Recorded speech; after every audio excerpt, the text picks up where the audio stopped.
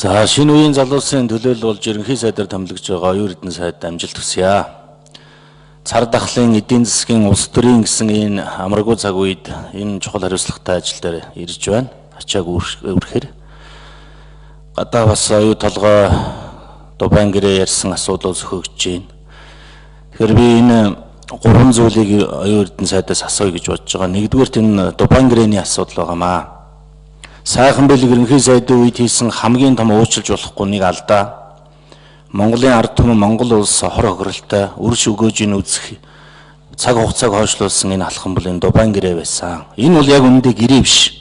Засгийн газрын тогтоолж гараагүй ерөнхий сайдын захирамжаар явсан. Тэгсэн мөртлөө одоо үндсэн гэрээний хавсралт мөртлөө үндсэн гэрээ адил хүчинтэй гэсэн нэг юм заалт оруулсан. Хэрвээ үндсэн гэрээ мөн байсан бол улсын их хурлаар энийг хилцэж батлах ёстой байсан. Засгийн газраар чирэлцээгүй, улсын их хурлаар чирэлцээгүй энэ асуудлыг шийдсэн. Тийм учраас бол энэ Дубайн гэрээг бол одоо хүчингү болгох ёстой гэдэг ийм байр суурьтай явдаг гишүүдийн нэг нь бий. Тэгээ энэ асуудал дээр манай хөрөлс ерөнхий сайдын засгийн газар бас чухал алхам хийсэн. Эротинто Дубайн гэрээг цуслана гэдгээ одоо оюун эрдэнэ сайд алан бичгээр мэдгдсэн байлээ. Тэгэхээр энэ байр суурин дээрээсээ битгий ухраарай гэдгийг одоо бас нэгдүгээр хэлье гэж бодож байна. Олон гишүүд бас ийм байр суурьтай байгаа бах. Тухайн үед 2015 онд 16 оны хавар санагдж байна. Уянгаа гишүүний баланкан дээр сайхан бэлгийн засгийн газрыг огцруулах ийм гарын үсэг зөглүүлэхэд би бас бүлгийн гишүүдээрээ гарын үсэг зурулж ингэж явсан хүний хувьд энийг бас энэ түүхийг бас сайн мэдж байгаа. Гэхдээ энэ амаргүй ажил. Энэ Дубайн гэрээг одоо цуцлана гэхээр бол их олон улсын санхүүгийн байгууллага, олон улсын байгууллагууд орж ирдэг юм бэл. 2016 оны намар би хэрэглэхийн сайд байхдаа Эротинтогийнхны хүлээж авч Дубайн гэрээг цуцлана гэсэн асуудал тавьсны дараа Монгол улсыг олон улсын валютын сангийн хөтөлбөрт оруулах хэсэг асуудлыг хүртэл хөндөж байсан ийм удаатай.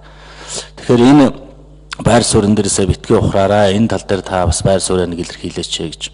Хоёрдугаарт өнөөдөр энэ ажлын байр бий болгож татвар төлөгчдөө аж ахуйн нэгжүүдэд дэмжих цаг болсон байна.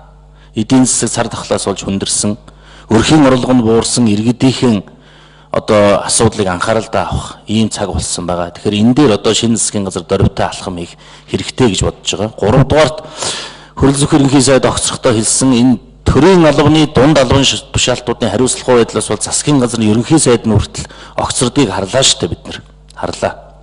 Тийм учраас энэ төрийн албаны дунд чатанд байгаа хүн суртал хариуцлахгүй байдал энэ авилгын асуудлыг цаашдаа хэрхэн зэгслэх вэ?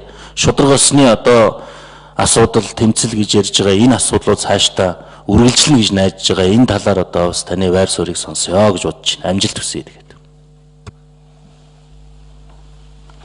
За мөн шүү гэлээ. Асуулт түүний асуулт. За Лусан намтраа оюун эрдэнэ сайд мөнх төшөөний асуултанд хариулнаа. За энэ Дубайн гэрээтэй холбоотой асуудлыг бид нар цуцлах ийм санал өгсөн байгаа. За энэ амаргүй нөхцөл байдлууд үүсдэг нь бол үнэн. Үндсэндээ энэ Дубайн гэрээтэй холбоотой асуудлыг шийдэхдээ Европын цэргийн басгалтын банк, Канадын экспортын банк, Австралийн экспортын агентлаг, Канадын хатан хааны худалдааны банк, Австралийн үндэсний банк, HSBC банк, Токиогийн банк, Дэлхийн банк зэрэг ийм олон газруудаас санхүүжилт босгосон. Тийм учраас энэ асуудлыг бидний хувьд одоо хөндөд тэнд байгаа татвар төлөгчдийн мөнгө давхар хөндөддөг.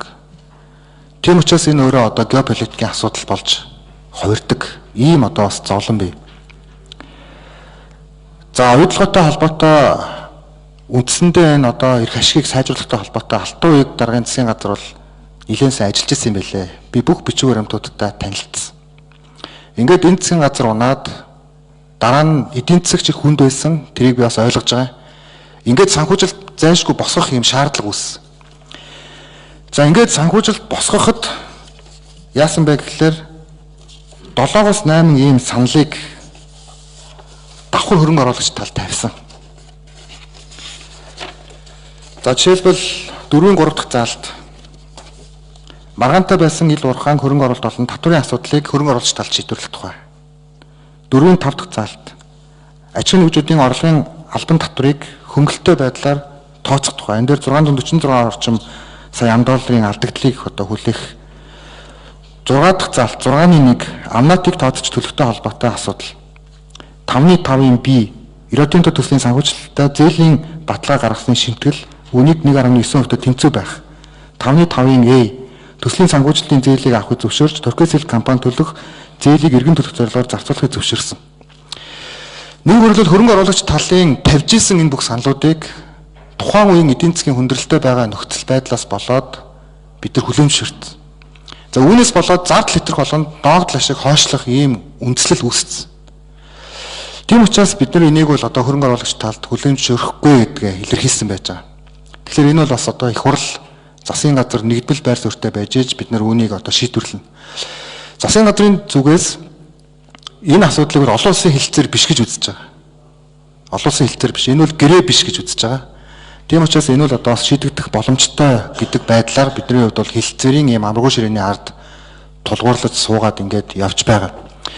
За энэ ажлын хэсэгтэй холбоотой зарим нэг бичиг баримтууд алдагдсан байлаа. Энийг бол нийслэлийн прокурор бас гаргасан гэж миний хувьд үзэж байгаа. Тэр хүнтэй бас одоо хатуухан хариуцлага ярьж нийгэмд одоо бас ийм буруу зүрх